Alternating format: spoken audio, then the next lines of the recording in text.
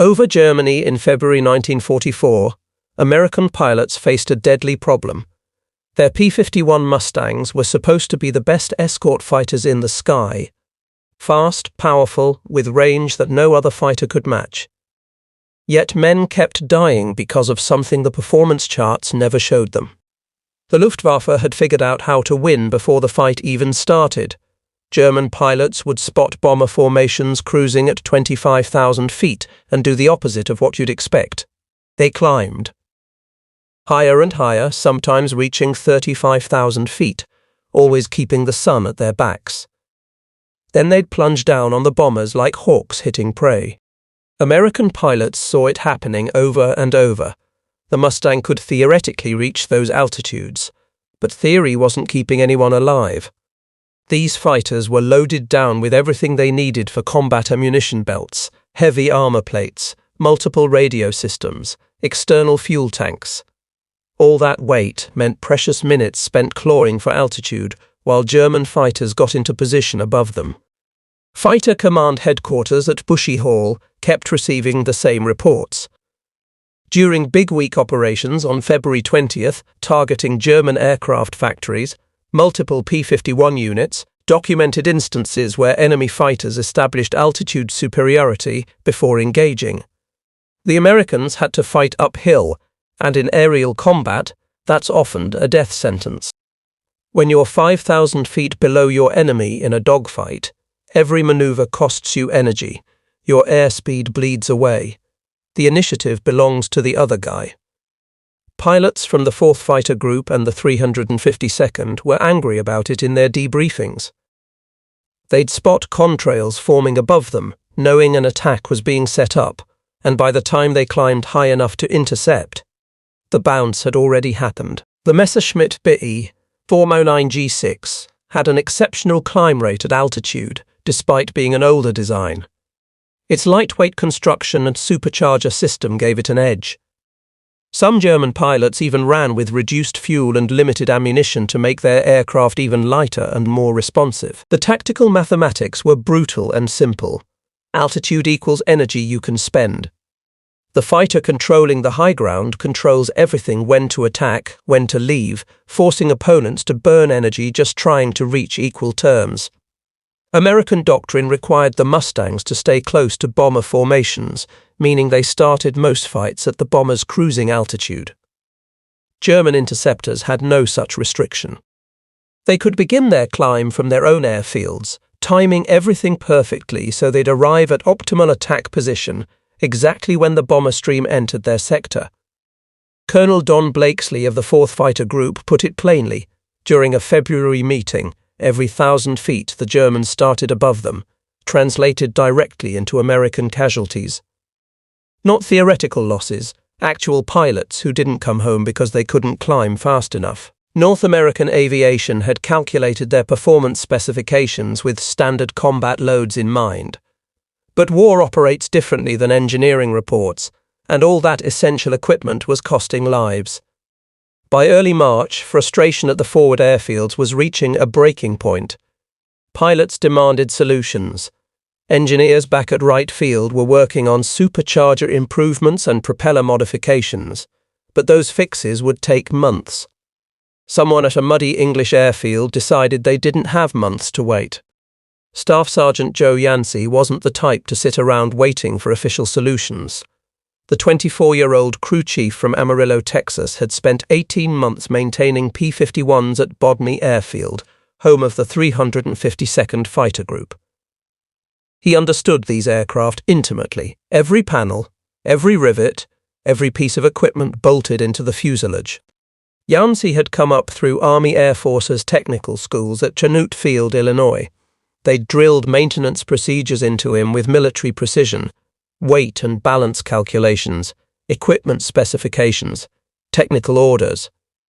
He'd memorized it all, but he'd also learned something those manuals never taught: how to listen to pilots talk about what actually happened up there.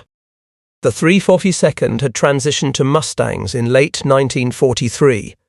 Yancey maintained aircraft for the 328th Fighter Squadron, with his primary bird flown by Captain John C. Meyer, who already had several kills and wasn't shy about discussing aircraft performance with his ground crew. Maya and the other pilots spent hours between missions talking with their mechanics. They didn't just complain about the climb rate problem. They analyzed it like engineers. March 2nd, after a particularly rough mission where Reef 190s had bounced them from 33,000 feet, Maya walked Yancey through exactly what went wrong. The Germans spotted them 15 miles out, climbed to establish position, then attacked with a 7,000-foot altitude advantage. Maya's flight tried climbing to intercept, but by the time they'd gained 3,000 feet, the attack was finished and the German fighters were diving away to safety. That evening, Yancey did the math. A P-51B at standard gross weight of 9,800 pounds had a specific climb performance curve. The engine produced 1,490 horsepower at war emergency power, but all that power had to overcome weight, drag, and thinning air at altitude. Every pound removed translated directly into improved power-to-weight ratio, and that ratio determined climb rate. He pulled out the technical orders and started making a list. Armor plating behind the pilot's seat, 88 pounds. Upper fuselage, armor, 14 pounds. Radio equipment they rarely used except for emergencies, 32 pounds if you pulled the liaison radio and kept only the VHF command set. Then there was ammunition. The P-51B carried 1,260 rounds for its .450 caliber machine guns. Reducing that to 200 rounds per gun would save 45 pounds. The regulations were absolutely clear. Specified mandatory equipment configurations. Removing armor required authorization from group level at minimum, possibly from 8th Fighter Command. Modifying ammunition loads needed written approval. But Yancey had noticed something about Army regulations. They were written by people who didn't have to watch pilots take off knowing the enemy had a built-in advantage. He approached Maya on March 4th with a proposal. Strip 170 pounds from the aircraft. Maya would fly with reduced protection and fewer rounds, but he'd gain approximately 500 feet per minute in climb rate at altitude. Maya looked at the list, looked at Yancey, and gave him one word: do it. Yancey worked through the night. By dawn on March 5th, Maya's P-51B was 170 pounds lighter than the day before. The upper fuselage armor plate came out first, 14 pounds of hardened steel designed to protect against deflection shots from above and behind. Then came the main back armor, an 88-pound curved plate forming the primary protection behind the pilot's seat. This was the controversial piece. Army Air Force's doctrine considered back armor sacred after early war losses to rear attacks. But Yancey's reasoning was straightforward. The best protection against getting shot from behind was not being behind in the first place. The radio work required more precision. The SER 522 VHF command radio was essential for formation communication. That stayed. But the SER 535 liaison radio, used mainly for inter-squadron chatter, was a 32-pound luxury they could live without. Ammunition presented the trickiest calculation. Combat reports showed most dogfights were decided in seconds, with burst lengths of 2 to 3 seconds. At a cyclic rate of 800 rounds per minute per gun, that meant roughly 27 rounds per gun per second. A 3-second burst consumed 81 rounds per gun. Reducing the load to 200 rounds per gun still provided enough for 2 solid bursts with reserve, saving 45 pounds of ammunition and belt links. The physics was straightforward. The Packard-built Merlin engine produced maximum power at war emergency settings, but it was fighting against an airframe weighing 9,800 pounds at typical combat loading. Remove 170 pounds and you've improved the power-to-weight ratio by 1.7%. That sounds marginal, until you understand how climb rate scales at altitude. At sea level, a P-51B climbed at approximately 3,475 feet per minute. But climb rate degrades with altitude as air density decreases. At 25,000 feet, the standard Mustang climbed at roughly 2,100 feet per minute. At 30,000 feet, that dropped to about 1,200 feet per minute. Yancey's modifications didn't add a fixed number across all altitudes. The improvement was proportionally greater where it mattered most. At high altitude, where the engine was already struggling and every pound counted more. Between 25 and 32,000 feet, the modified aircraft gained an estimated 400 to 500 feet per minute compared to standard configuration. That translated into something more important than numbers, time and distance. Climbing from 25 to 32,000 feet in a standard P-51B took approximately 6 minutes. The lightened aircraft did it in roughly 4 minutes. 2 minutes doesn't sound like much until you're watching German fighters setting up an attack run. The morning of March 6th, Captain Meyer's crew chief had technically violated at least 3 Army Air Force's technical orders. Removing armor without authorization directly breached regulations. Modifying ammunition loads violated ordnance specifications. Making weight and balance changes without engineering approval contradicted maintenance protocols that existed for very good reasons. Improperly balanced aircraft killed pilots. Yancey knew exactly what he'd done. So did Meyer. When the captain climbed into his cockpit that morning for a fighter sweep over France, he was flying an aircraft that would never pass formal inspection. If anything went wrong, if Meyer took a round through the back because the armor wasn't there, if the aircraft handled poorly because the weight distribution was off, Yancey was looking at a court-martial for willful destruction of government property and endangering personnel. Major George Preddy, commanding the 338th Fighter Squadron, noticed the modification during pre-flight inspection. Preddy already had 6 kills and a reputation as a by-the-book officer who didn't tolerate deviations from procedure. He pulled Yancey aside and asked directly who authorized this. Yancey's answer was honest. Nobody. He'd made the modifications on his own initiative based on pilot feedback about operational requirements. Preddy should have grounded the aircraft immediately and filed charges. Instead, he told Yancey to have Meyer's plane back to standard configuration by the time the mission returned, and they'd discuss it with the group commander. But Meyer came back raving about the performance difference. During the mission, his flight encountered BF Wendtau 9s at 27,000 feet. When the Germans tried their standard tactic of climbing to gain advantage, Meyer stayed with them. He matched their climb rate, denied them altitude superiority, and forced them into a turning fight where the P-51's agility won out. Meyer claimed 1 kill and returned to Bodny demanding to know why every Mustang in the group wasn't modified the same way. Colonel Joe Mason, commanding the 352nd Fighter Group, faced a command decision. The Army Air Forces had a chain of command for good reason. Field modifications were supposed to go through engineering evaluation, safety testing, and formal approval. That process protected pilots from untested changes. But that process also took months, and Mason's pilots were dying because they couldn't climb fast enough. Mason called a meeting with his squadron commanders and senior crew chiefs on March 8th. Yancey presented his calculations. Meyer presented his combat results. Preddy presented the regulatory problem. The discussion went on for 2 hours. Several officers argued that one successful mission wasn't sufficient data to justify violating technical orders.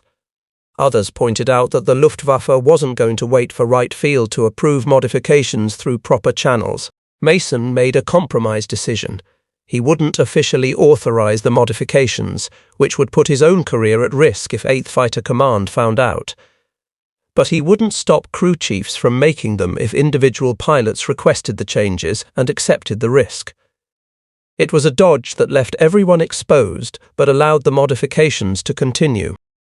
Within a week, 12 P-51s in the 352nd Fighter Group were flying light. Crew chiefs swapped notes on exactly which equipment could be safely removed and which couldn't. The external fuel tank pylons stayed because range remained critical. The gun sight stayed because you can't hit what you can't aim at. But anything that didn't directly contribute to finding, catching and destroying the enemy was fair game for removal. The real test came on March 6th when 8th Fighter Command dispatched over 600 bombers to Berlin. This was only the second major daylight raid on the German capital, and the Luftwaffe responded with everything available. The 352nd launched 48 P-51s as part of the escort package. 18 of those aircraft were flying Yancey's lightweight configuration. Lieutenant William Wisner flew one of the modified birds that day. His after-action report, filed at 1830 hours, documented the difference in stark terms. At 13:47, approaching Berlin from the northwest at 26,000 feet, his flight spotted approximately 20 Bf-109 G6s beginning their climb toward the bomber formation. In a standard P-51B, Wisner would have watched those German fighters establish position above him. Instead, he pushed his throttle to war emergency power and went after them. Wisner's wingman was flying standard configuration. The performance gap became obvious within 2 minutes. Wisner climbed from 26 to 31,000 feet in approximately 3 minutes 40 seconds. His wingman, carrying full armor and ammunition, took 5 minutes 50 seconds to reach the same altitude. That 2-minute difference meant Wisner reached the German formation while they were still climbing, disrupting their attack setup. His wingman arrived after the initial engagement had already scattered the enemy formation. Captain George Preddy, despite his initial skepticism, requested modifications to his own aircraft after that mission. On March 8th, flying a lightweight P-51B, Preddy engaged FW-190 A8s over Brunswick at 29,000 feet. The German fighters attempted to zoom climb away from the engagement, a standard escape tactic exploiting the Focke-Wulf's excellent dive and climb performance. Preddy stayed with them. His combat report noted that he maintained pursuit through a 4,000-foot climb, something he explicitly stated would have been impossible in standard weight configuration. He claimed 2 destroyed. By mid-March, the 352nd's intelligence officer was tracking performance data that couldn't be ignored. Captain Glennon Moran compiled reports from 14 missions between March 6th and March 18th. Pilots flying modified aircraft reported successful intercepts of climbing enemy fighters in 23 out of 31 encounters. Pilots in standard configuration achieved intercepts in only 9 out of 28 similar encounters. The modified birds weren't just climbing faster, they were fundamentally changing the tactical equation. Major James Howard from the 356th Fighter Squadron at Martlesham Heath heard about the modifications through the pilot grapevine.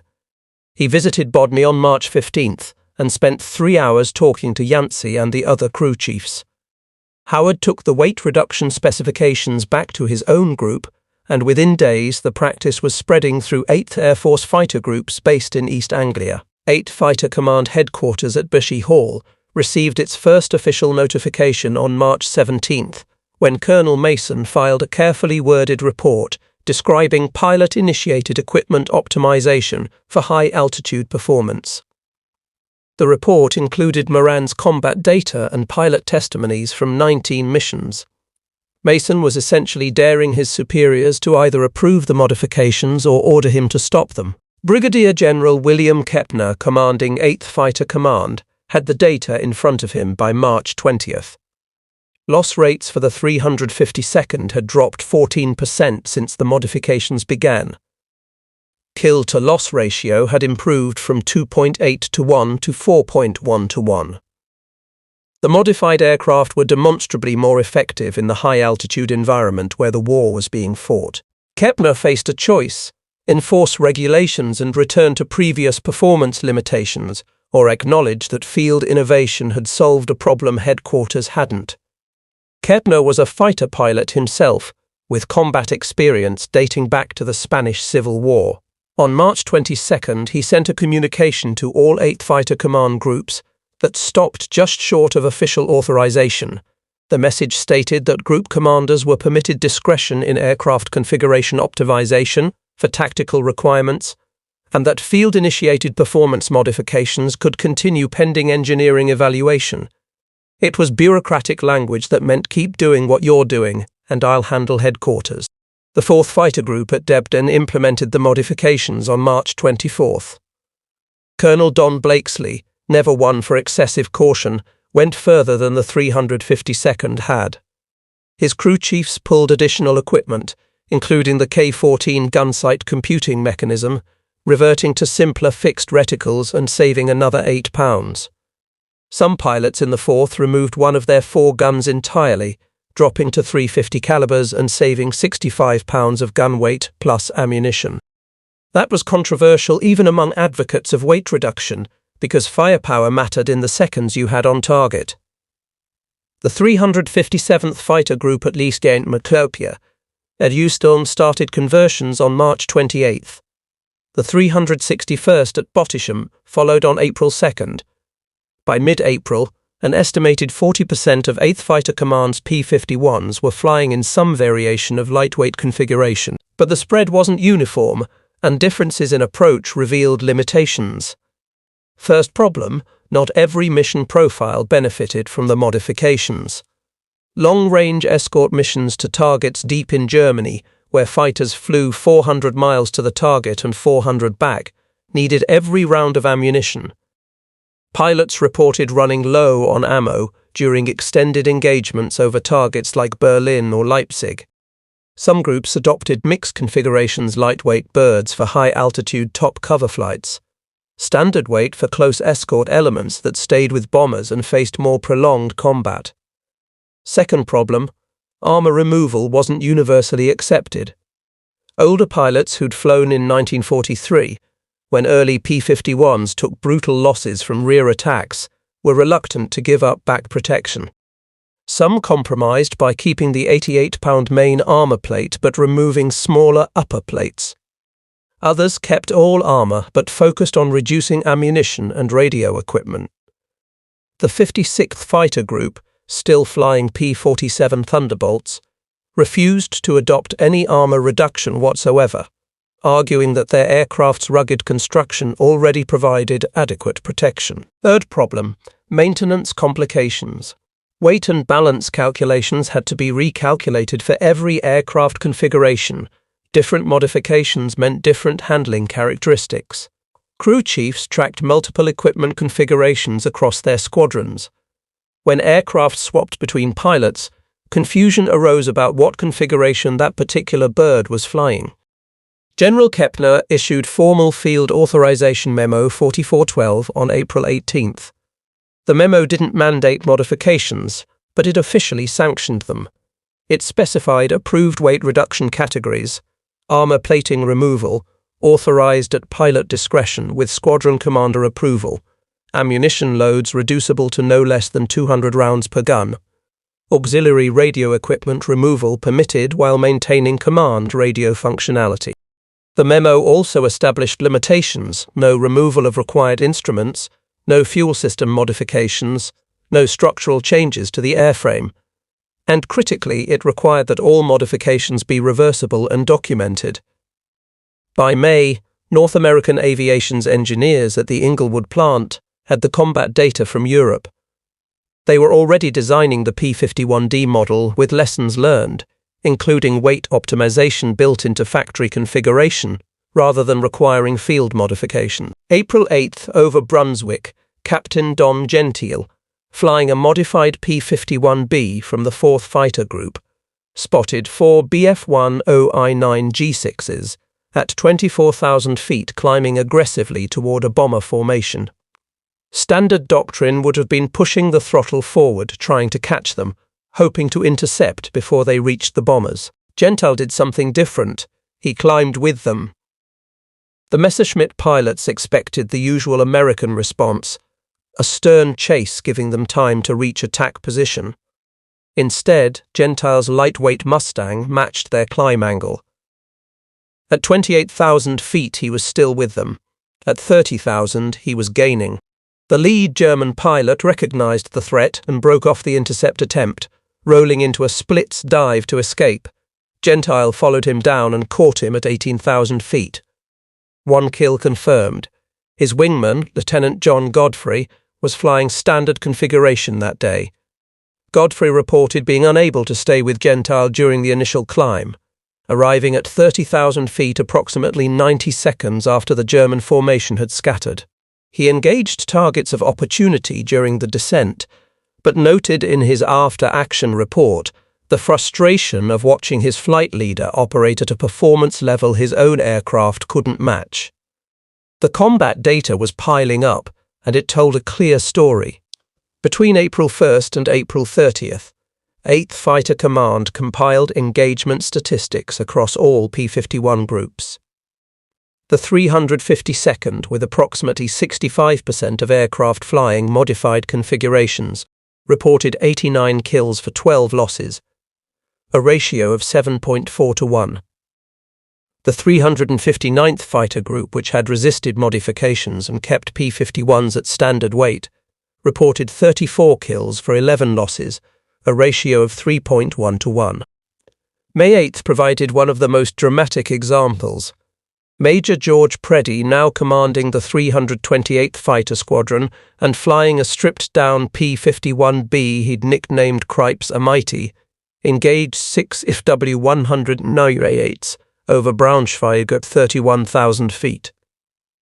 The Focke-Wulfs, spotting the lone American fighter, attempted to zoom climb to 35,000 feet, where thinner air would give their BMW radial engines an advantage. Preddy went with them.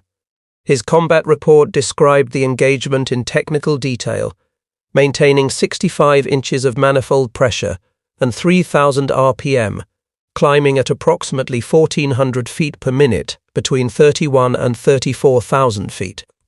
The FW-190s climbed at roughly 1,100 feet per minute at that altitude. Preddy overtook them, positioned himself above and behind the formation, and dove through them.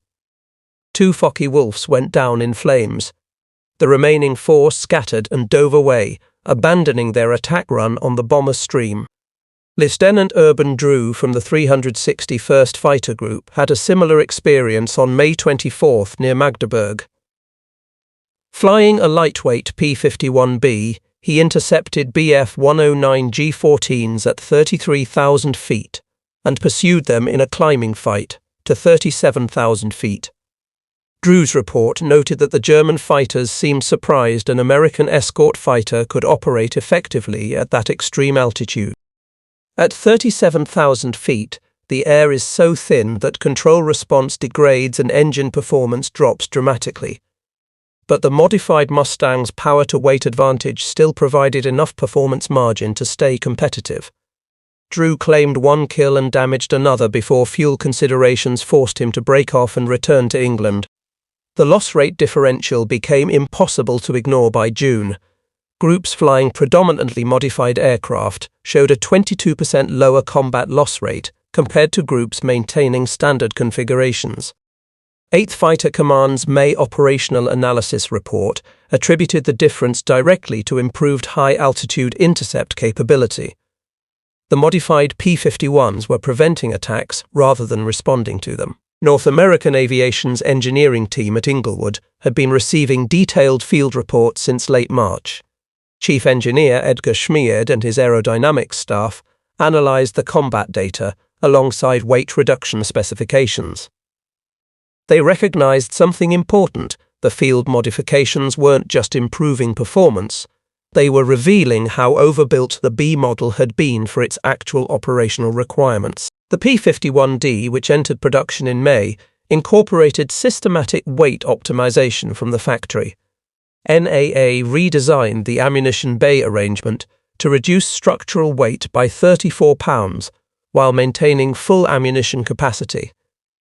They replaced the earlier radio installation with a lighter, more compact unit, saving 18 pounds.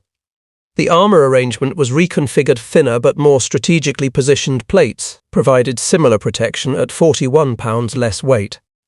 The result was a factory-fresh P-51D weighing 9,421 pounds at combat loading, nearly 380 pounds lighter than early B models at equivalent fuel and ammunition loads.